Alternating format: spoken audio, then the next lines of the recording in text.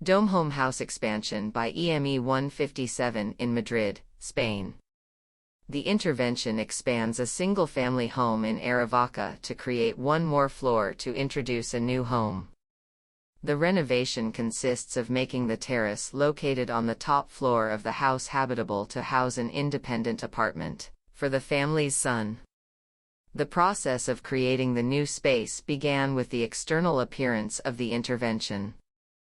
How to crown the previous house, which was made of brick and covered with a lot of vegetation, was the most important thing when starting the design.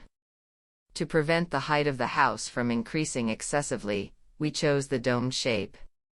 This way we were able to reach greater heights inside, giving the space more spatial dignity, and reducing the perception of its height from the outside. Furthermore, this domed crowning did not compete with the cubic shapes of the rest of the house. We wanted this new floor to be perceived as a different element, and that is why we chose to use cork. It also fits due to its lightness and its insulating properties in contrast to the solidity of the brick of the rest of the home. In addition, for the vault, we decided to use zinc.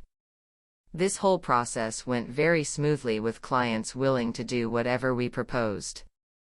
As soon as the creation of the vault arose, and based on the need to prioritize the incredible views from this height, the interior space immediately took shape. The house is 50 square meters on the ground floor where the access, one bedroom, and a bathroom are located, and the upper floor with 130 square meters divided into two areas, the private area and the public area. The private area has a bedroom and a bathroom. In the public area, the kitchen, dining room, and living room are located in one open room that extends to the outside with large windows to the north. This space also preserves a large circular skylight that previously illuminated the stairwell, which floods the entire room with light. The interior is resolved with few materials. Mortar floors, polished stainless steel for countertops and shower, and plywood and linoleum board for the rest of the furniture, kitchen, cabinets, shelves, even doors and stairs.